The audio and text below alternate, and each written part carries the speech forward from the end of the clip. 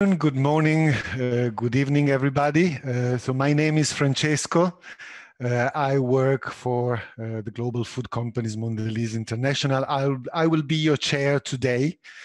I will explain later what brought me to being a chair of such a panel. But first of all, welcome to the Global Forum on Forest Governance 2020, the second panel that will look at options for demand side regulations, aligning with producing country priorities. I mean, before we start discussing the details and the substance, I'll go with few housekeeping rules of the games on during this hour and a half. So first of all, the event is taking place on the record and the event is being recorded. The event is also being live streamed. There is simultaneous interpretation between English, French, Spanish, and Portuguese. There's a little globe on the bottom of your screen, and I think you can switch among languages. Participants can select the language they want to hear in the session just by using this in the toolbar. If you ever call to intervene or ask a question in the later part, if you do not plan to speak in English, please do state in advance which language you're planning to speak so we can fine tune the interpretation. So it's a public event, so you're very much welcome to tweet, post everywhere. There's a hashtag called CHForest. So it's hashtag CHForest. And very importantly, there's an app called Attendify. You should have received a link when you enrolled to the event. Through this app, you can see basically the agenda, you can see all the name of the participants and the speakers, access the bios, and very importantly, access the presentation. And there's a number of pre-recorded videos. You can also interact and ask questions and message participants to the app, so go on it. Very importantly, because we want this to be an interactive section, I mean, all questions throughout the event, please use the Q&A function. So put your question there with your name and affiliation. If you would like to ask a question by audio and talk, you can request it in the Q&A. Please, again, do state your question. And then I will call you on intervening. Again, I said, if you don't plan to speak in English, please say so. So I think if housekeeping is clear, I think we are ready to go, and let's kind of explore the subject matter of today. The subject matter is demand side of regulations for dealing with deforestation, environmental and social impacts, and this idea of aligning with producing countries' priorities. So demand side regulation have been widely used and considered to reduce negative environmental and social impacts in commodity supply chain. So they are a reality. We have few sectors where, again, it is a consolidated tool. So just to name a few is conflict minerals, illegal timber, and then cross-sectoral requirements on human rights. But more is being considered and discussed now. I think, I'll speak for the business where I'm coming from. So again, it's a food business. Mondelez is a chocolate company. I think we've been engaging so much for years in our supply chains, and we realized that no matter how deep we went, no matter how innovative some of the tools we've been using to engage our supply chain, that was not enough. That kind of created a joined up view that more in terms of regulation may be needed. But the reality of what more is needed is really into the details of how this regulation should look like. And this is really what we are planning to discuss today, is what are the options for demand side regulations, and more importantly, how they play out in those origin countries where kind of the key raw materials are produced. So the way this panel is structured is exactly this way. So Jade and Philip from Forest Trends, I will introduce them just before they speak better. They will just set the scene of what demand regulation will look like. And then we have Chris from Rainforest Alliance, and Galia from Madani, and James from Sustainable Development Institute of Liberia. They'll just look at their specific experience with certain commodities and their countries in terms of how demand side regulation would look like. And then again, we'll open up the debate and look at a set of overarching questions of understanding what type of regulation are being considered, what is their impact on producing countries, and therefore then what do we recommend, given this is being discussed a little bit everywhere. So again, this is the idea for today. So without further delay, I would kick off the conversation. So lost you, Francesco. Hello, can you hear me? It's cutting out a little bit. Perhaps if you cut your video just for the moment and continue with audio. Yeah, can you hear me okay still? Yes, that's great. Thank you. Okay. So apologies for the sound problem. So as I was saying, we are ready to kick off. So we'll start with Jade Saunders and Philip Rothrop from Forest Trend. I mean, Forest Trend is an organization that works with communities, governments, and business to really embed conservations in economic activities. So they are expert of how regulations can intersect business activities and societal concerns. So Jade Sounder is Associate Fellow at Chatham House and Senior Policy Analyst at Forest Trends. And Philip is a Program Manager looking specifically at corporate commitments. So Philip, Jade, over to you. Thanks very much. Philip, go ahead. All right, can everyone hear me? Yep. All right, great. Good morning, everyone. So I'm just gonna start my presentation here. Let's see. All right, so to start off, back in January, one of the senators from Hawaii indicated they had an intention to introduce federal legislation to address imported deforestation.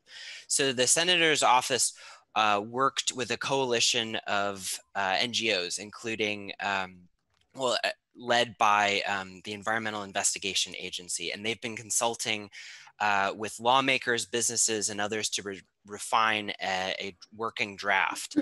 Similarly, I'll cover parallel legislation that efforts are being done by California and New York, and those efforts are being led by the NGO Friends of the Earth. And due to COVID-19, these will be delayed, probably introduction until 2021. So to start off, when we look at the federal legislation, it currently prohibits anyone from procuring certain commodities explicitly covered by the bill from land illegally deforested since its passage. So the bill treats all commodities equally, despite each of them having a difference in terms of unique challenges in terms of traceability. So the bill prompts the Secretary of State to develop an official grievance mechanism that's open to the public, including foreign nationals, to provide evidence which can hopefully spur enforcement. A new interagency task force and advisory group will be set up to help with implementation in terms of identifying commodities that will be selected by the under the bill, and then also jurisdictions that are at high risk for consideration for establishing partnership agreements that, kind of similar to the EU measures, can establish a flow whereby companies can or countries can have an agreement between the U.S. and these demand or producer countries. This would provide a new technical channel for financial support to these national and subnational jurisdictions for tackling high levels of illegal deforestation. And then finally, the last aspect of it, the bill would cover financial incentives for federal procurement by contractors if they're able to prove that all of their commodities are deforestation free, so including legal and illegal deforestation. So for companies to comply, they would need to make import declarations indicating reasonable care was taken to find all possible points of origin for covered commodities and to ensure no illegal deforestation took place there. There would be one notable exception, and that's for sourcing from regions experiencing high levels of illegal deforestation that had entered into anti-illegal deforestation partnerships, as I mentioned earlier. The requirements for producer countries would include focusing on initiating jurisdiction-wide transparency, traceability, and land tenure use or land tenure governance. Also, producer country government policies and procedures around monitoring, reporting, and verification would be included, as well as plans for the US to audit the producer country to make sure that it's following the practices. But the devil will be in the details. Through a bilateral trade agreement, Peru received $90 million from this 10-year-old agreement, and these efforts were largely unsuccessful in cracking down on illegal deforestation, and largely because there was no crackdown. The first crackdown was back in 2019. Under the draft legislation, the Secretary of State would present on an annual report to Congress around enforcement activities, including audits, investigations, and adjudications. So this provision, we're hoping, would help initiate investigations around declarations and forestall any issues that might have happened under that bilateral trade agreement. And then finally, as I mentioned before, they would provide preferences for deforestation-free contracts. However, the efficacy of these provisions could hinge upon how the costs for deforestation-free commodities, implementation and verification would weigh against the additive incentives. So meanwhile, at the state level, legislation by California and New York there's only been a focus on controlling procurement, and instead of offering positive incentives, this federal legislation state legislation would focus on prohibit procurement of commodities rather than just provide an encouragement. So essentially adding a stick rather than a carrot. So before entering into a contract, a state would need to engage with potential contractors and subcontractors, and they would need to self-certify that their products met standards set by the bill. The bill would be more prescriptive than the federal version in establishing making contractors comply. They must publish actual commitments and annual measures taken to address deforestation, human rights, biodiversity, and adherence to local laws. The state agencies would expect contractors to provide access to relevant personnel and records on implementation, including lists of all commodity suppliers, traceability information, and all actors back to the point of origin. So penalties would include a range of things, including voiding contracts, penalties, sanctions, even misdemeanors. And so after this was originally produced in 2019, the California bill stalled around the cost concerns. And so this is why Friends of the Earth is working with California to develop deforestation-free codes of conduct, which would help inform contractors to comply and provide due diligence and traceability guidance. And I think we're running low on time. So looking ahead with COVID, both national and state initiatives are looking for input letters of support from many producer countries. And producer country laws can be reinforced by demand side enforcement of imported illegal deforestation, whereas focusing on an exacting higher standard zero deforestation standard can lead to confusion and undermine producer country initiatives, thereby turning away support. So with many different agencies involved in enforcement, these efforts will require money, political will, and extensive training. Bipartisan support and corporate backers will be needed. All right, Jade, I'm turning to you. Thanks, Philip. That's great.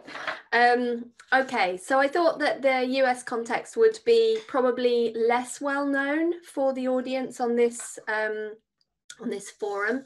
So so Philip's gone into quite a lot of detail. I'm going to give you a bit less detail about the UK and the European context, and then focus a bit more on some of the lessons learned from existing regulations, particularly the EU timber regulation, and what might work better in the European or UK context. So the UK government has made some pretty strong statements over the last few years, but there's been less clarity in terms of what actual legislation might look like.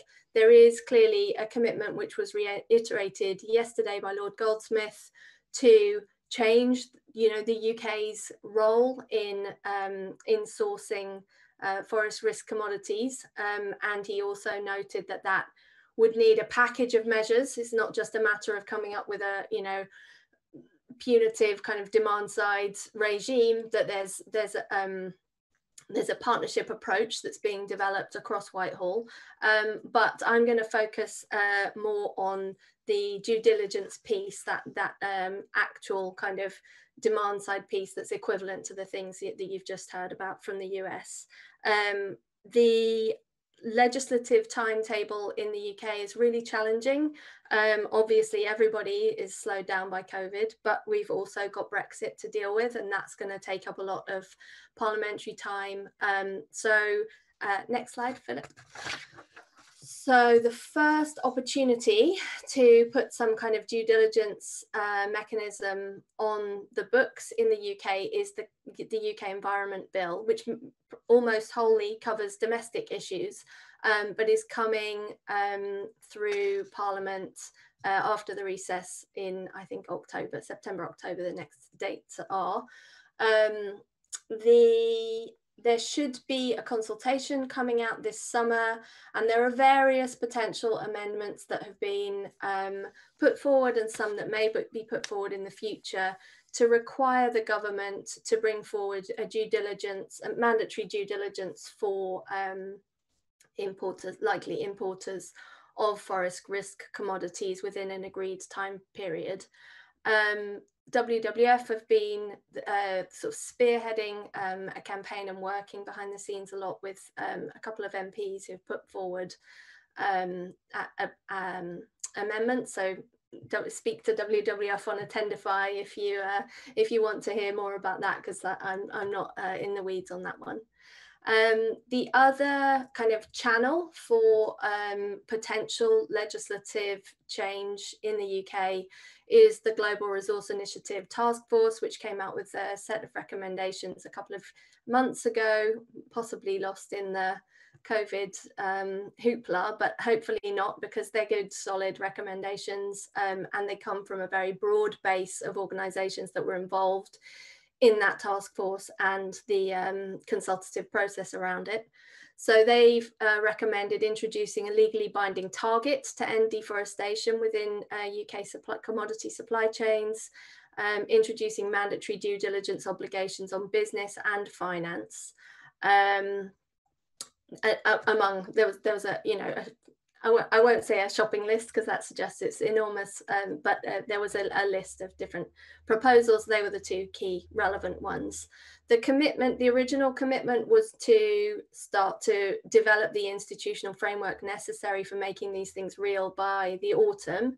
But obviously, I think the COVID delay will be yeah, will be a delay. We'll slow things down. Next slide, Philip.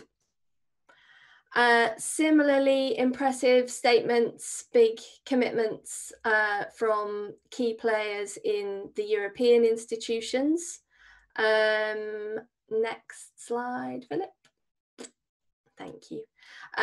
So there's two, as with the UK, with the sort of two potential channels, there are two potential channels in the EU also, and I suspect there are many people on the call who know more about this than me. So again, I'll go fairly swiftly through these.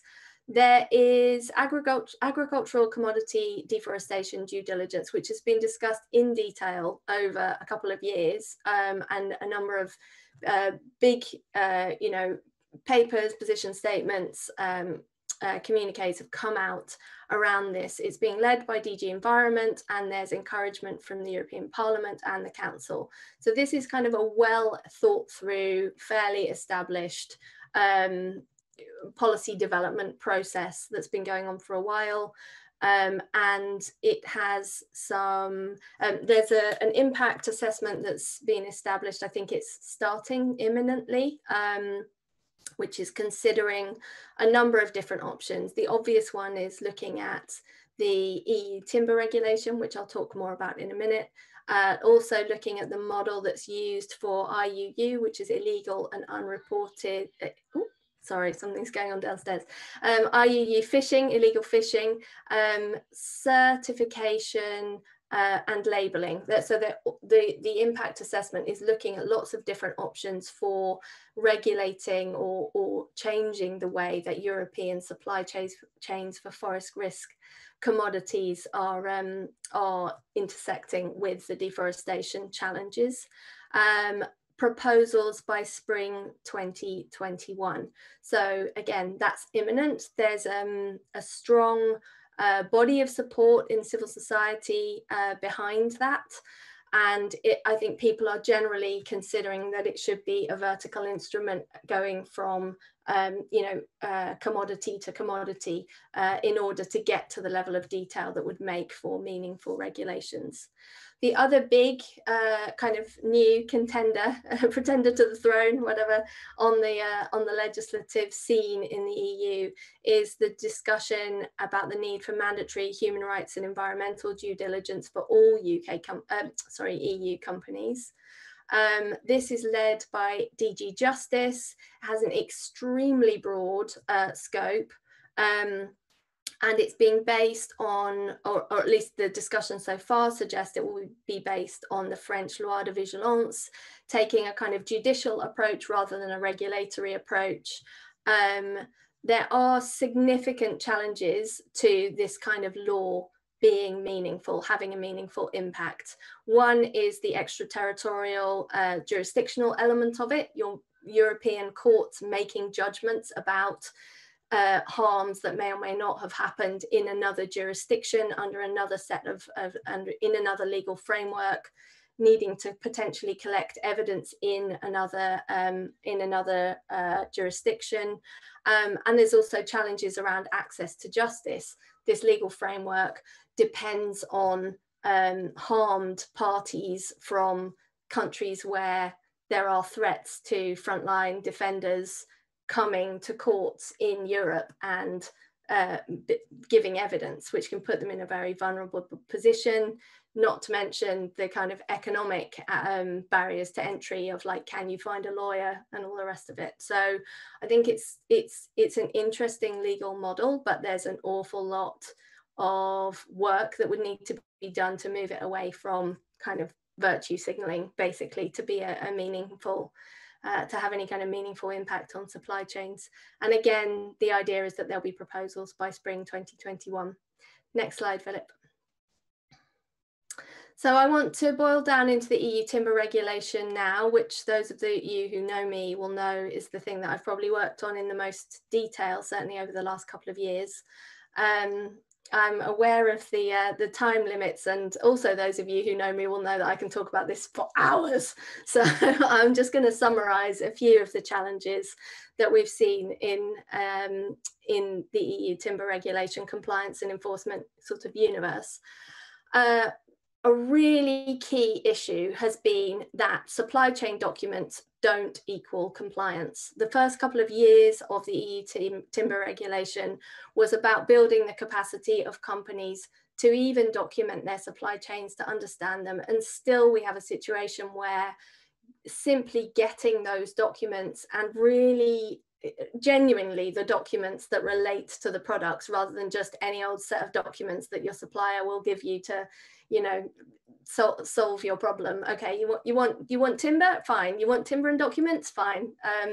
But that question of how do you move away from a really like document-based sense of compliance is critical, because all of the evidence points to fairly significant fraud and just confusion in the way that supply chain documentation is used.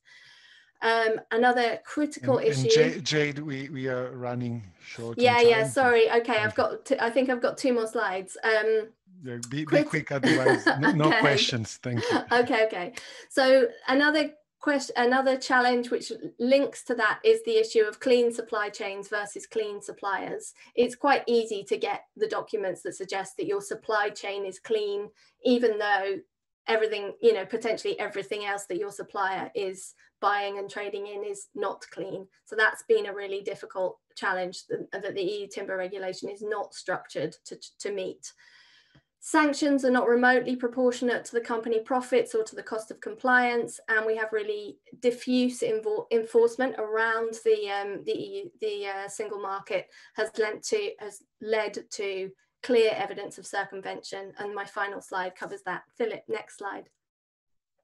So what could make for more meaningful enforceable legislation? Like profoundly more transparency is needed in order to make a piece of law that A, has an impact, and B, is credible. There are a few examples there which I won't read.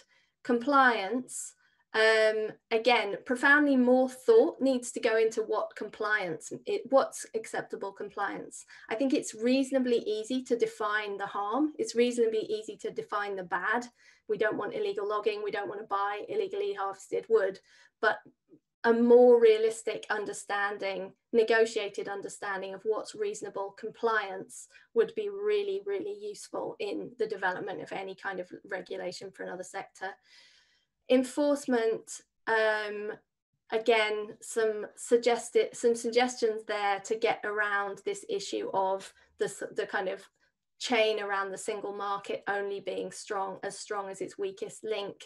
And the lack of credibility in some cases about the quality of enforcement. There's a program of work managed by UNEP WCMC where they are collating the information reported by the enforcement officials about the checks they're doing, but it's all about numbers of checks. It's really hard to understand whether those checks are meaningful. And then sanctions, again, needs to be a step change in the level and understanding of sanctions that could be usefully applied for companies that are failing to comply. And I think it's sensible to think much more about supply chain disruption options, which the US example is thinking about, seizure, injunctions on further sale, that kind of thing, than to sack the financial penalties, which are not they're not proportionate to the money that's made in the market. And I also think you need to really think about specialist arbitration or regulatory courts that can actually understand the supply chains, understand the challenges, but also understand the risks, because it's clear that the courts in member states and currently are not understanding that. Next slide. And so this is my final slide, and I want to, I sometimes get pushback on these really detailed presentations about what and how, and these, you know, the kind of nooks and crannies of trying to make something meaningful. But this is an example of why that's important. This is a slide, a chart from a publication that Marigold Norman and I pulled together. The link is there below if anyone wants to actually look at it. I'm not having a go at Myanmar. I don't want to target Myanmar, but Myanmar is a really interesting situation. It's anomalous in terms of law, and it's also anomalous in terms of the data availability, which is what allows you to pull up slides like this, to pull together charts like this. And what this chart shows you is all of the green is when European member states enforcement officials agreed that it was possible to legally import teak from Myanmar. And all of the orange is after an agreement was made in Brussels that said there was no Burmese teak on the market that could be purchased in compliance with the EU timber regulation. And as you can see, that agreement was made towards the end of 2017, and in 2018, total imports, as reported by all European member states, increased. So there's no point making laws that don't work. So that's why I think that the details are important. I'm sorry I went slightly over.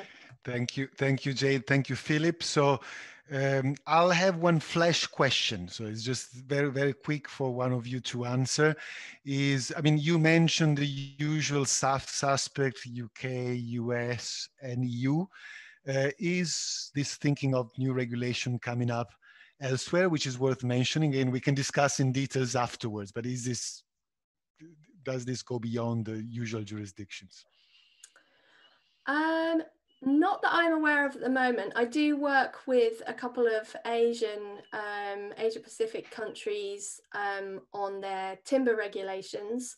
It's something that we have tentatively discussed, but generally my point of contact is in the forestry department, so I'm not aware of that. Or however, Philip, I don't know about China, what the potential kind of discussions there. There's a lot of work on green supply chains going on, but I don't work in China, so I'm afraid I can't answer for that. Yeah, unfortunately, I don't think I have much to comment on that. I'm not familiar. Okay, no, thank you very much. So we'll come back to that. So let's go now. As said, this was a great overview of what legislation could look like. I think now it's good to deep dive and see the impact on specific sectors and the impact on specific countries. So the next speaker is Christian Mensa. Christian works for Rainforest Alliance, the sustainability standards organization and sustainability organization in general. You deal with sustainable agriculture projects in Ghana, correct? So you'll have a specific view on your countries and cocoa, I suppose, which is a commodity that's very dear to me. Thank you. Thank you very much, Francisco. So I'll try in my presentation to answer two main questions. I think my first question is, in what context are actors in West Africa cocoa actually anticipating regulations from the UK, from the EU, and from the US? And then the second question I'll try to answer is, what types of approach would best support priority issues in West Africa? As a build up to the presentation that has clearly been set at this stage. So as you may know, Ghana is one of the countries in sub-Saharan Africa that has immortalized George Floyd. In his honor and in solidarity with the Black Lives Matter movement, cocoa farmers have recently been reflecting on the crop that has defined their livelihood all this while. And a greater part of their reflection is on the reality that cocoa is a colonial crop. And the legacy of colonialism was the transfer of power to the market forces. So as a result, there has been, for centuries, skewed definition of sustainability, mainly focusing on the priorities of the market, which is to keep supply high and prices low. So whilst we know in history that to open up a commodity to the market, open up to trade, is the key ingredient to economic success and to raising living standards. I think the reverse has been true for many of our cocoa farmers. Cocoa farmers in West Africa live in poverty and are increasingly receiving lower prices for cocoa, with most of the global prices largely leading to larger shares of prices going to the supply chain managers. In fact, prices have been so low in the last 5 years that I remember in the 2018 cocoa barometer, it was argued that authorities in Europe who are responsible for antitrust laws were actually considering allowing conversations to take place as it mattered to the lives of these poor farmers. The same barometer also concluded that deforestation could actually be attributed to corporate disinterest in the environmental effects of their supply of cheap cocoa. So I feel, and I personally feel that for the market to be truly sustainable and to protect and restore forest and biodiversity, we need to prioritize cocoa farmers and put them at the center of the definition of what sustainability means. I feel we need structural changes and a collaborative and supportive public sector regulations, and of course, market incentives. And I believe that the conversation today will help us to open up to such collaborative partnership that enables the entire supply chain to take responsibility for the actions that we make. And so in anticipating EU regulations, I think for the cocoa farmers, the expectations are quite simple. And I like to put them in 4 main categories. One is that it's able to provide them cocoa price that earn them a living income.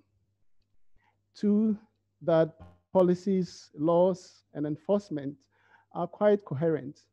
We need the UK, the US, and the EU to have a coherent laws that are also in sync with producer countries that then will create the enabling environment for the farms to act responsibly and sustainably. And cocoa farmers would also want to have access to sustainability criteria and the technology to farm and to protect their families. I think the 4th pillar is enabling cocoa farmers to have alternative options to cocoa. And so with these 4 anticipation of cocoa farmers, I think it helps to then look at the question, what types of approaches that Jade and Philip have outlined are important and will best support priority issues in West Africa. In my work, in the 12 years that I've worked with cocoa farmers, I feel that they are very rational people, and they are managing very diverse farming systems. And so I believe that cocoa farmers would opt for a smart mix of these measures from the UK, from the US, and from the European Union. I think for cocoa farmers, their main objective is that we guarantee shared responsibility across the supply chain. We need to have responsibility for farmers. We need to have responsibility for buyers. We need to have responsibility for companies, for retailers, and for governments, both producing and consuming countries. And we all need to commit to this shared responsibility for sustainable production and for sustainable consumption, so that we are able to create the enabling environment for farmers to implement sustainable practices. So based on this, I feel that many of the things that have been presented will seem fair to the cocoa farmer. We need the due diligence that companies have committed themselves to recently. And we would need a combination of that with bilateral partnerships, because we feel as cocoa farmers that our governments equally need to be responsive and apply and enforce the laws in the countries to make it better for cocoa farmers to be able to apply sustainable practices. But I think in all of this, one or two main things are very important. And important to the farmer is the regulation around price and the antitrust laws that exist in Europe and also in other places.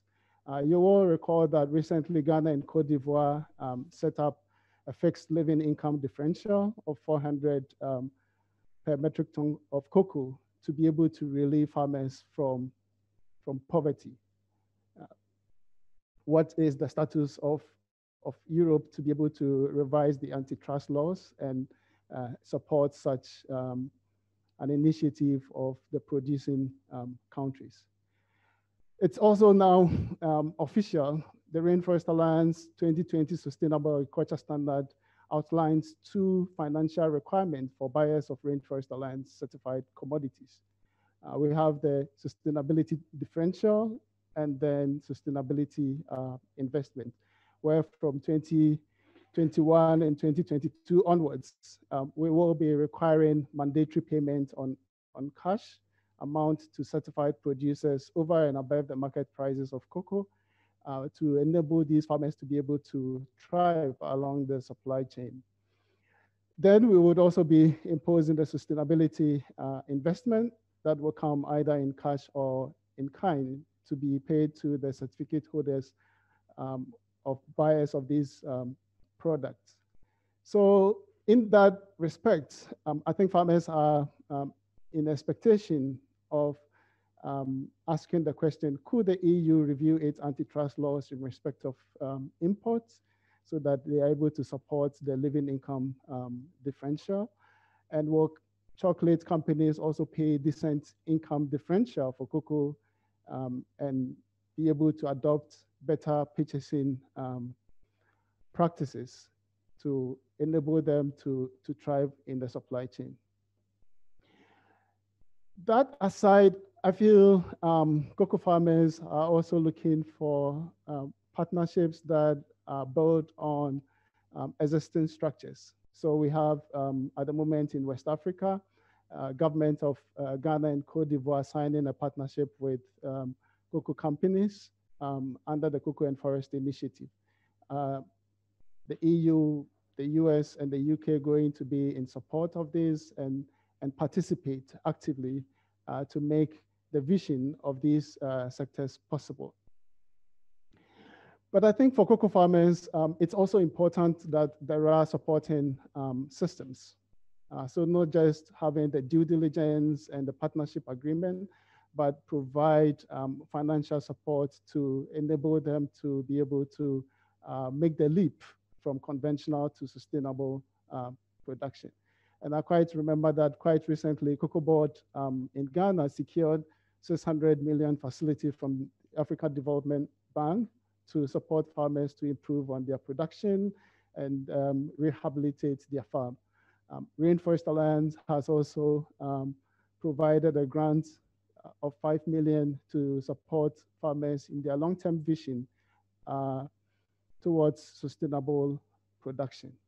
Is the EU, the UK, and the US going to also provide some of these supporting systems that enable farmers to be able to transition from where they are onto a more sustainable systems?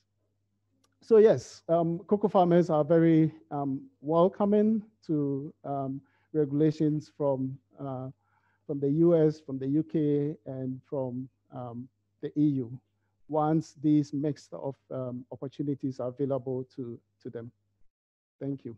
Thank you very much, Chris. And I'm glad you mentioned the cocoa sector. I mean, my company is big in chocolate, and yeah, there's a good trend of stakeholders coming together, including our respective organizations, to call for regulations and a sensible trade agreement. So shifting gears to other countries, other commodities, other raw materials, sorry. So it's Angalia Putri. Angalia is an advocate for better forest and climate protection policies in Indonesia. She's an expert on forest and climate for Madani, Indonesia, a local NGO. Thank you, Francesco. I would like to share my screen if it's okay. Yeah, go on. Yes. Hello, everyone. My name is Anggi. I'm from Madani, Indonesia. I'm so glad to be here. Today, I would like to share with you some perspective from Indonesian civil society on the demand-side regulations, or I would like to call it the necessary nudge so that it can work for forests and people. But first, I would like to bring some context to Indonesia. Well, as we know, Indonesia's GDP and foreign exchange reserve still rely heavily on forest-rich commodities. As you can see on the chart, agriculture, forestry, and fishery is among the top three largest contributor to GDP. And it is even more significant for foreign exchange reserve, in which coal, palm oil, aside from oil and gas, is among the largest contributors. So it is, hence they are termed national strategic commodities. And what about deforestation that we talk a lot? In Indonesia, as you can see on the chart, it is in decline nationally. However, I should give a fair warning that it is rising even more intensive in forest-rich provinces, especially in the eastern part of Indonesia, as you can see as the blue line over there. So it's rising steadily, and we have to stay vigilant on that. Meanwhile, deforestation in concessions area also shows a declining trend. However, the number is still very significant. For palm oil, for example, as you can see as the red line, it is still above 100,000 hectares per year. Agrarian conflicts, land grabbing, cases of criminalizations of farmers, indigenous people, and local communities who are fighting to protect their land are also still rampant in Indonesia. In 2018, the plantation sector contributes the largest number of recorded cases, of which palm oil plantation is linked to 60% of that. So it's still a homework that we all have to work on. So against that context, I have identified three priority agenda. The first is governance. As you can see in bold, what I would like to emphasize about governance is transparency and accountability in licensing. Until now, we, civil society, still cannot legally access license data, which makes public monitoring very, very challenging over issues of data legality or legitimacy. And I think it helps perpetuate corruption in the natural resources sector in Indonesia. And the second agenda is to halt deforestation, degradation, and forest and land fires. In Indonesia, it's the biggest culprit for large emission in the land sector. Not only the illegal deforestation that we have talked about, but also the legal or planned deforestation and peatland drainage. As you can see on the figures, it's more than 6 million hectares of natural forest are in timber plantation and palm oil concessions, and they are threatened to be legally deforested if not stopped. And also a significant number of those companies are still operating on peatland, well, both legally and illegally.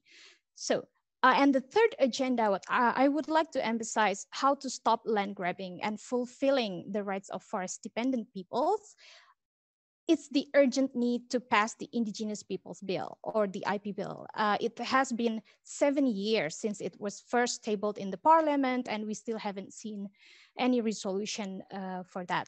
Also, Indonesia is also yet to legally adopt FPIC, the free, prior, and informed consent, across its regulations. And it also still needs to strengthen the protection of human rights defenders, also environment defenders, to stop criminalization. This is how I think the demand side regulations can help. First, it can push Indonesia to go beyond legality towards sustainability. for example, by protecting all types of natural forests, not just primary forests in its moratorium or suspension, stoppage of new permits in primary forest and peatland. And also by legally adopting FPIC, like I said earlier, and strengthening its own sustainability standards. For palm oil, for example, it is the Indonesian Sustainable Palm Oil Standard, or ISPO, which we civil society think can be stronger in terms of protecting forest, peatland, and communities. Secondly, they can help make sure that the good laws, the action plans or policies already in place in Indonesia are really, really implemented. Indonesia has such many good laws. Our environment law, there are laws to prevent destruction of forest, although it has been known that it criminalizes more communities than corporations. We have the palm oil moratorium that ends next year, unfortunately, and I don't know what will happen next. And also we have also national action plans for sustainable palm oil plantations, for business and human rights, and also for corruption prevention. So it's in the implementation. The question is in the implementation. Not to mention, we also have the NDC, the climate commitment target that envelops all that those policies. And third, perhaps this is like, I don't know, I'm going, perhaps these regulations can also provide alternative avenues for complaints or for seeking remedies, like Jade has mentioned earlier. For example, I read that there are discussions to include possible civil liability or complaint mechanisms under the EU Human Rights and Environment Due Diligence, or the EU legal framework, to halt and reverse EU-driven deforestation. But I don't know what form it takes. Next. So, but there are also risks, like Chris has mentioned. Farmers, smallholders, community groups, they are the weakest in the supply chain. They face a declining price and restricted access to market that they really, cannot circumvent it. They are part of the leakage market, but they are, I think they suffer more than just declining price. There are also price cuts imposed on them by middlemen. For example, some reports says it's up to 60%. So like you said, Chris, it's is very low under. So it's one risk to be mindful of. And the second risk, I'm sorry, I have a call for prayer here. Sorry for disruption, is diversion of exports into other markets that require less robust sustainability standards, or no sustainability standards for that matter. And I put there, it may include Indonesia's own consumption in the case of palm oil and coal. And the third risk, I think, is the diplomatic tension that sometimes results in advocacy backlash for CSOs. So how to mitigate them? First, for smallholders, I think preferential treatment for certified smallholders is very important, but they cannot do it alone. So there has to be support for smallholder certification. And to address leakage, I think the case of EU-China cooperation on timber regulation, I think it's a good example. And last but not least is consultations. I think in making every demand side regulations that can impact people and forests, building a consultative forum in which the government, civil society, communities can present their issues more deeply to be addressed is very, very important. Sorry about that. Okay, so in conclusion, when it comes to demand side regulations, I think standards, due diligence, etc., are most effective when combined with support for national frameworks to achieve sustainability and good governance. I list 3 potential policies in Indonesia to align with: the NDC, which includes REDD+ as an incentive to halt planned deforestation, the National Action Plan on Sustainable Plantations, which addresses the issue of legality for smallholders, increase of production, etc. And also, we also have National Action Plan on Business and Human Rights. However, I think it is still in a policy recommendation rather than a real law. Secondly, I would like to mention that increasing trade value of sustainable commodities is vital for this. Maybe like Philip said, not just the stick, but also the carrot. It is very important. In Indonesia, EU flagged the VPA has actually increased the value, export value of timber to the EU. So it's a good case for us CSOs to advocate it further. For example, using preferential sourcing, jurisdictional sourcing, maybe support schemes for sustainable commodities, and not cheating by sourcing from the leakage market or unsustainable sources is important. Lastly, direct support for the weakest in the supply chain may prevent backlash. This includes farmers, smallholders, also community groups and laborers. So aligning with producing countries' priorities is very important because sometimes promoting sustainability and promoting human rights in trade can easily slip into the trade war debate, which I think does not help our advocacy. And with that, I conclude my presentation. Thank you all for your attention. Thank you very much, Angie. Thank you very much also for the clear suggestions. So next on is James Otto. So James, you are program coordinator at Sustainable Development Institute and Friends of the Earth, Liberia. So I think you're going to give us a deeper overview of the impact of demand-side regulation in Liberia. So the floor is yours, Otto. James. I think you're on mute. Yes. Yeah, can you hear me now? Very well. Thank you very much. It's my presentation on the screen.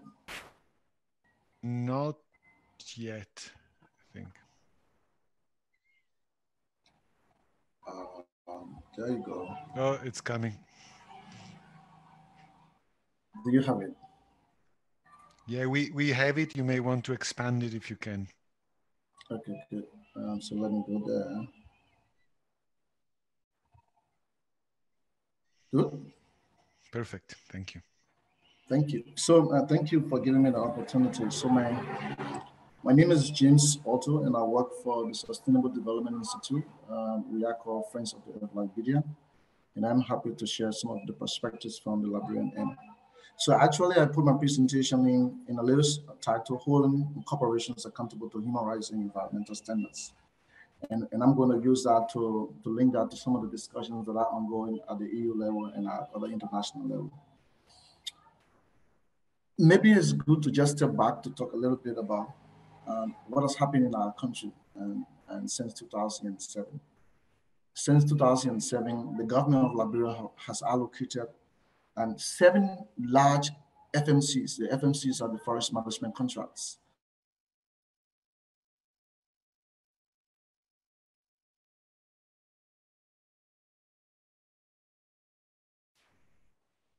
Along with the FMCs are what we call TSCs.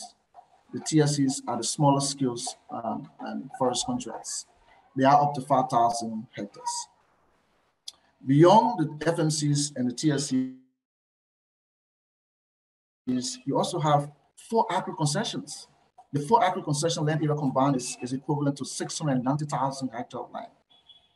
All of these are within a small space of up to 42,000 square miles.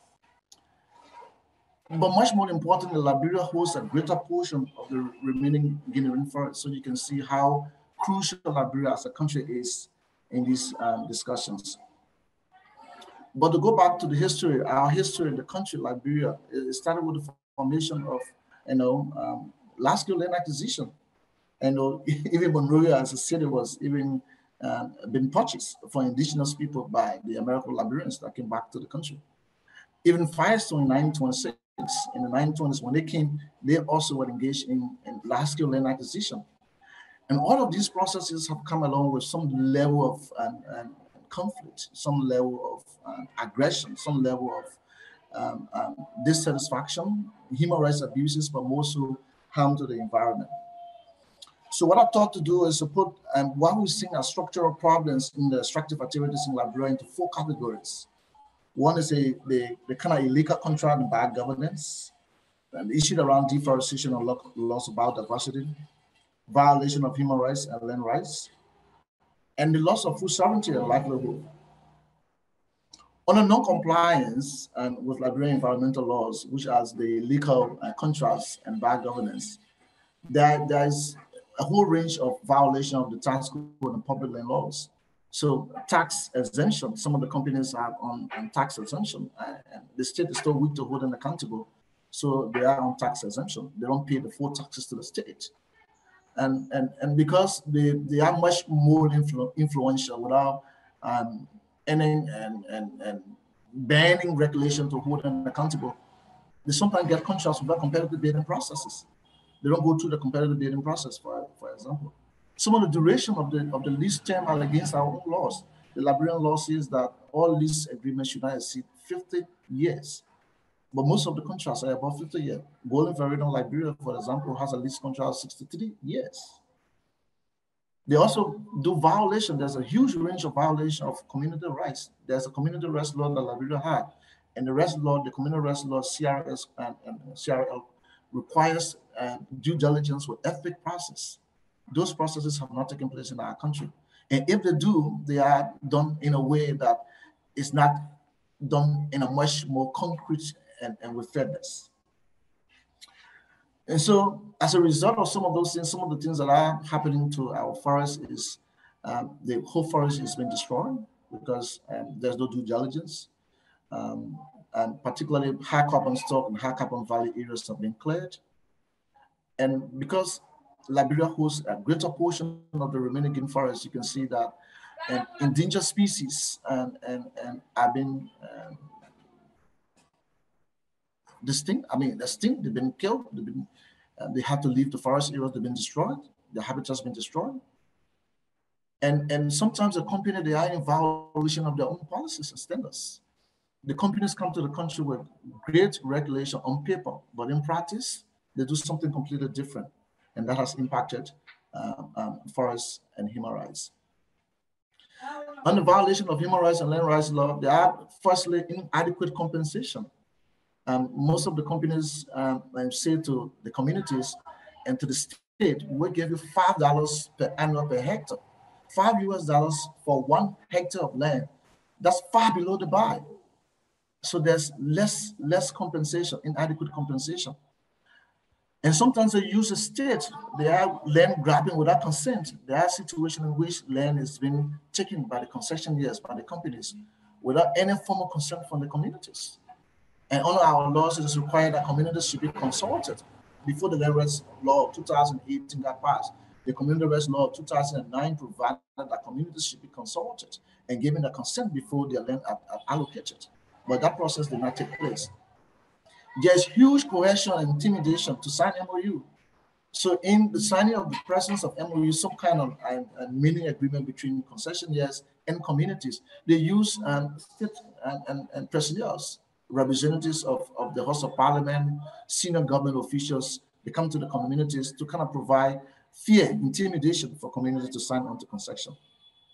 And there are instances where two communities are not very clear about the land areas, and the land areas have been continually cleared for either oil palm plantation or for forest concessions.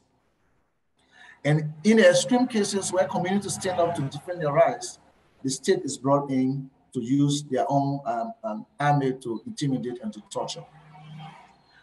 We think that the European Union has a role to play.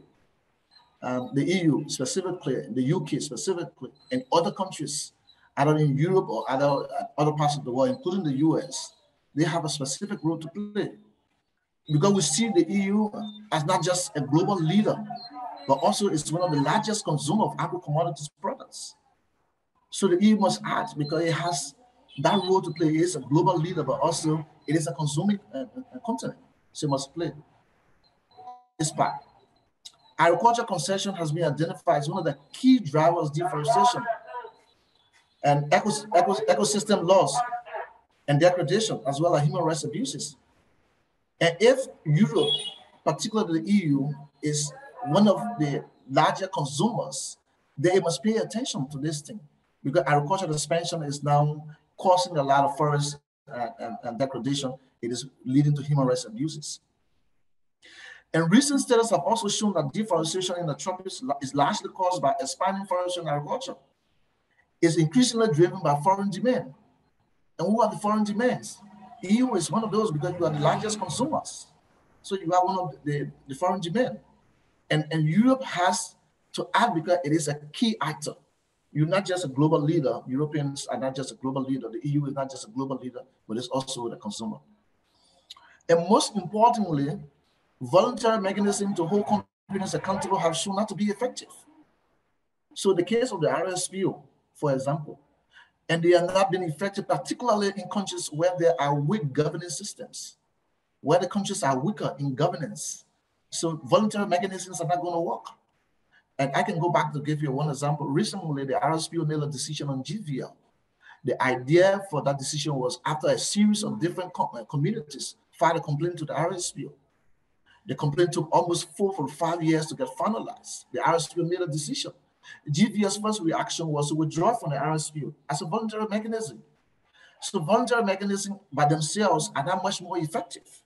And so there's a need for us to kind of change that. And that's one of the reasons why holding these discussions are very important. Because even the proposed EU regulations, they have good potential, to be good and be positive for communities. But those should be based in line with human rights laws and not just to national laws. And so that's the reason why at the end of my slides, I have put here what steps should the EU, the UK take as a global leader, as global leaders and key consumers. One, the EU and the UK and other countries considering development of demand-driven regulation for supply chain and corporate due diligence, reforms should first learn lessons. There are a lot of lessons out there for people to learn, and those lessons should inform the development of the new regulations. A few of my colleagues mentioned about regulation are not just the end of the problem. Regulation is not a solution by itself. We need to learn lessons from previous regulations. And the EU TR is one, for example, the Conflict Diamond Directive is one, for example, the UK Modern Anti-Slavery Law. What lessons have we learned from these different regulations to inform the development of the new regulations? We need to learn enough lessons.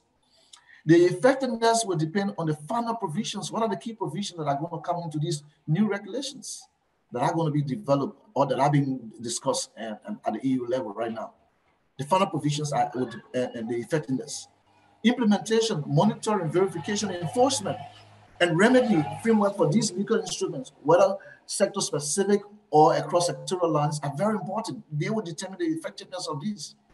For example, when the companies leave Europe or they leave UK or they leave America and other parts of the northern world, and they come to the southern part, particularly in Africa, what monitoring framework exists to ensure that they do what they are supposed to do? What verification means are there to ensure that they are in compliance with the laws they agree to both nationally and internationally? What redress mechanism exists to ensure that in situations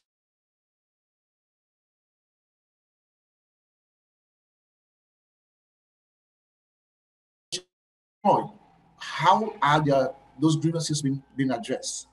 So we think those tools are very important to be.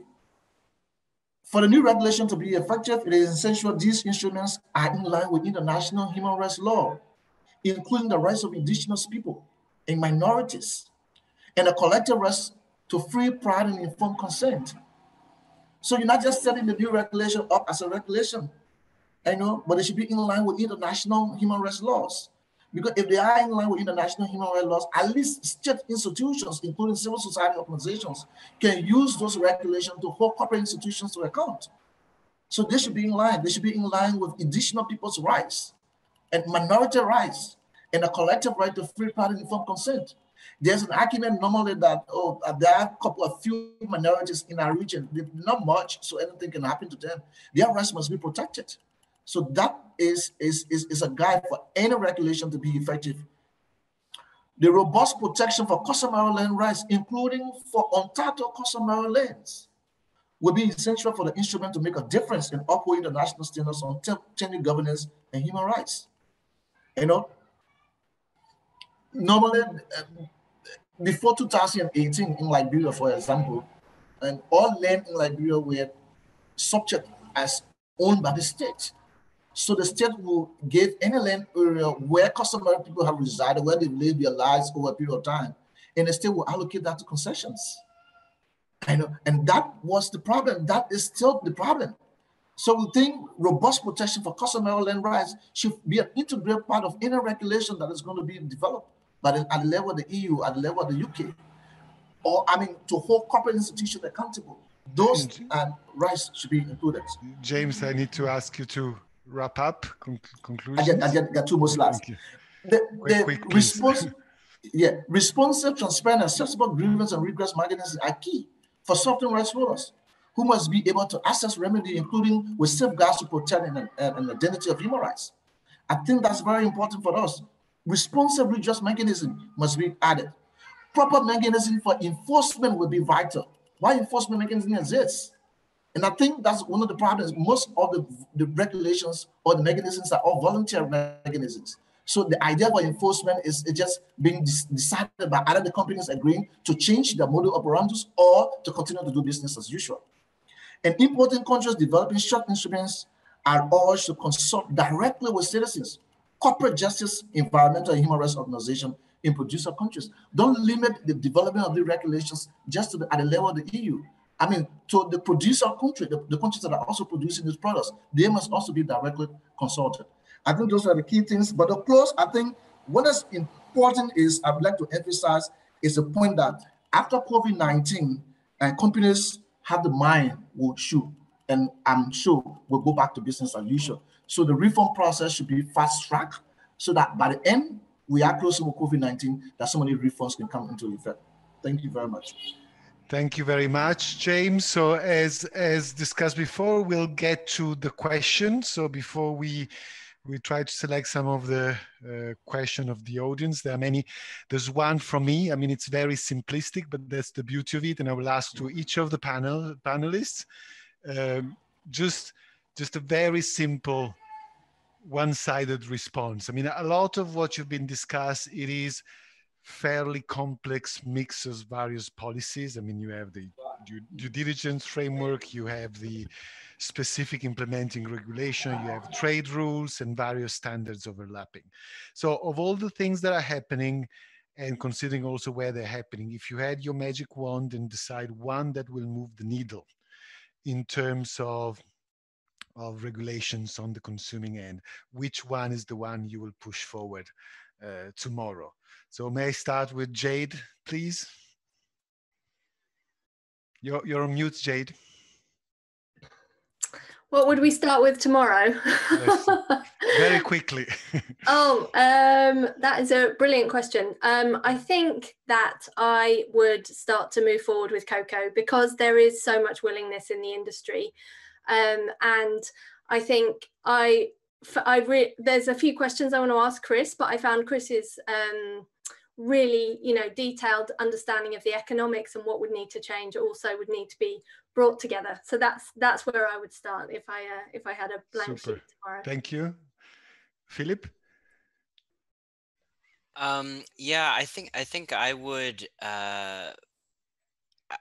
I'm interested in where the U.S. will head, and I think having a focus on illegal deforestation is a good place to start. I think I'm very particularly interested in the requirements on the government to be reporting on enforcement activities and having a grievance mechanism whereby civil society, including from other countries such as Angia mentioned, would have the opportunity to flag issues, and hopefully that would jumpstart a legal process that would hopefully take into account land tenure issues and other issues. So I would have that. Okay, thank you, Chris.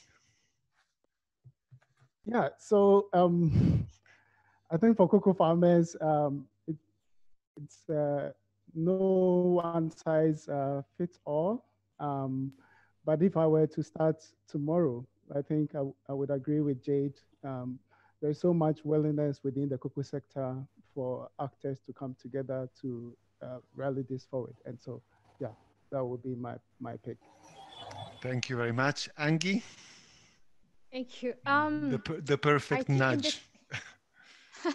The perfect nudge would be imposing traceability and including the point of origin. I think it will change everything and make a radical transparency move, like open your supply chain, point it on the map so that we can publicly monitor it. Thank you. Thank you very much. James? If I'm to ask where to begin from, I would think going back to ensuring illegal, proper regulation of the forestry sector. Because one of the reasons why I say that is, and it is the forestry sector that opens the door for all other actors to go into the forest regions. So if logging begins to take place and logging is not properly tracked and forest is not being protected, then it opens the way for other actors to flow in. So I think working more on forestry would be my list. Okay, thank you very much. So I'll start taking some of the questions you kindly put in the Q&A box. So there's one which to me feels important enough to tackle at the beginning. It comes from John Buckrill, is for Jade and Philip. The questions. I didn't want this one. You did not? I would have typed it if I'd known the answer. Okay. And again, if there is a sense, so let me read it for everybody. Yeah? So what proportion of global deforestation is legal? And then Amy Lewis add to this, how and when is agroforestry done well in terms of ecology? So maybe there's some more nuance here without just providing statistics. Again, just a sense of how much is legal or illegal. And I think that's something, Jade, once you kind of were training me, you were telling me, is it about legality or is it about progressing the issues? I mean, take it more broadly, no figures if you don't have it. Yeah, I'm afraid I can't give you a figure, John. Hello, John. Forest Trends did have a big report on the percentage of consumer-driven, export-driven deforestation that was from commodities that was illegal, which came out, I think, in 2016. And we are actually redoing that report. So by the end of the year, I should have some good stats for you, but I'm afraid I can't answer that now. I think it's not as, probably not as big as there's an awful lot of legal deforestation, and that's a whole other set of governance challenges, obviously, that need to be risen to, and I think that they hopefully can be risen to through the climate process rather than through a demand side regulation. Although, as I said, it looks like the European process will be looking at sustainability standards rather than legality standards. So. Yeah. That's the best I can do. But I mean, this is a great, again, beyond the figures, I think having a sense of the difference between the two is very important. Yeah, exactly. And which tools are appropriate to work with which of the problems. Yeah. So I'll take another one. This is for Chris and referring to your cocoa, but I think it's being in a company that deals with various raw materials, I think it applies to many things. I mean, not least palm oil, I think. It's from Sunho Ko, I hope my pronunciation is right, is that how do legislation deal with intermediaries that control the supply chain? So I think there's pressure on producing countries, there are pressures on company to disclose, there's things in the middle that sometimes needs to be managed. And I think, Chris, you touched upon it when you talked about changing some of the rules of the game. So if you have some wise thoughts about it. Yeah, I think the whole, the essence of a due diligence is to hold all companies from the first buyer of cocoa from the farmer through the supply chain to the retailers accountable so that they are able to identify, prevent, mitigate, and account for the errors within their the potential negative environmental and social issues within their supply chains. But I think from what we know, that in itself is not sufficient to be able to resolve all the challenges that exist. And therefore, you would also need that kind of partnership directly with government to ensure that governments are also doing their part of the bit by putting in place all the regulations and enforcement and ensuring that there is overall good governance. I think the third element is also that sometimes we are supply chain based, which is also not helping. We need to look at the entire agricultural policy in the country.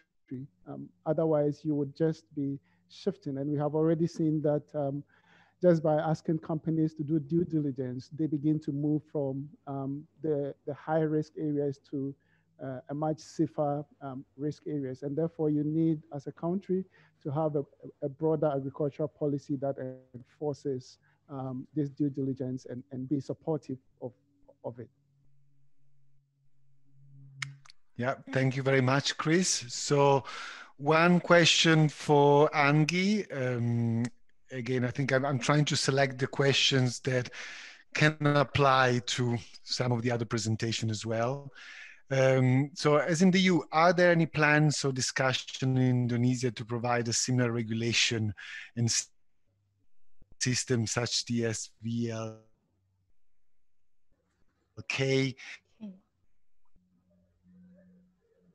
to apply to other forest commodities? Is that something? Okay, I'm sorry, your voice was breaking up earlier, but I hope I got your question. Yes, actually, there is a discussion oh, sorry. I'm sorry, Francesco. I can repeat if you. No, yeah, I got it. I'm sorry I cut you. So actually, yes, there is some discussion to apply a similar system for palm oil. This one has a sustainability name in it, not just legality. The Indonesian sustainable palm oil, which system has undergone an overhaul, if you may say. However, civil society view this is not robust enough for now, the Indonesian sustainable palm oil, or the ISPO. And the model has been, the system has been modeled after the FLAG-T VPA SVLK system. So there is a standard and there is due diligence to enforce it, and there is the label, and then there is an independent monitoring system. So it is modeled after the SVLK, which has been proven successful in increasing the export value of timber in Indonesia, as my colleague from Indonesia pointed out in the Q&A. Yes, but the problem is about the standard. We think that it can still be strengthened in terms of going beyond legality towards real sustainability, because Indonesian law, as good as it is not straightforward enough in halting deforestation in non-primary forests, legally classified as secondary forests, for example. Yeah, got it. Thank you very much, Angie.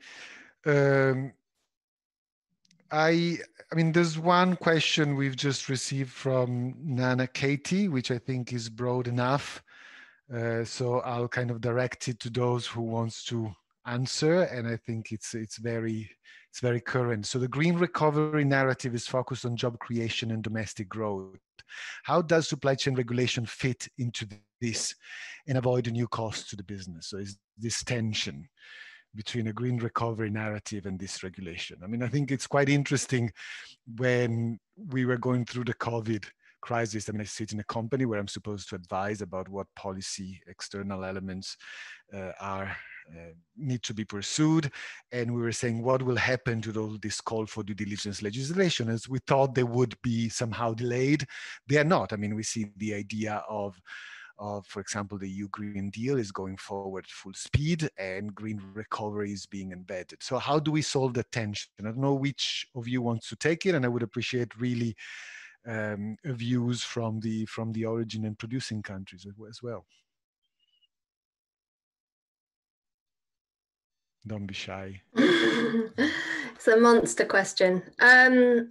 Yeah, it's when you look at the data coming out of the different timber sectors, even at the impact of COVID, you're talking about like people like 70% approximately drop in turnover, employment, and extremely vulnerable people as a result. So I think it really has to be seen in terms of, as you say, a Green Deal for the forests. This is an opportunity. We've pressed pause. This is an opportunity to rethink these global supply chains and get together and do that with a kind of financial acknowledgement. You know what Chris was saying about actually paying the cost of doing this properly, rethinking the constant pressure that's gone down through supply chains to push down prices to farmers, and not just farmers in Ghana, frankly. I mean, I saw James Mayer's question about, you know, the kind of racist element, the Black Lives Matter element to this, to the discussion of global supply chains. But farmers in developed countries are facing really similar pressures. They're not as vulnerable in other ways, but there is this constant emphasis on doing things as cheaply as possible, and it's mandated that retailers and you know, food retailers are part of that. But actually, the consequences of that are that you have so negative social and environmental impacts in the supply chains that we don't want to live with those consequences. So I think a rethink of the economic sharing through supply chains is critical to any kind of reboot of the system post-COVID. Yeah, so thank you, Jade. So I will actually, this is the perfect closing statement to this session. I'm sorry we couldn't answer. There were really a lot of questions. So I think, I mean, obviously the debate continues, and I'm sure those questions will come up. So I will leave it with a thought that you just left with us, is this kind of interconnection, which fortunately makes this debate continuous. The other thought is what you mentioned, Angie, is this idea of a nudge. That's what demand side regulation can do. But then again, it's about a smart policy mix. So it's not about the perfect piece of legislation, is how you phase them in. So with this, I hope you got enough of an idea of what demand side regulation can do. I really would like to thank the panelists and Chatham House for organizing this session, and see you next time. Thank you very much. Thank you. Bye-bye. Thank you.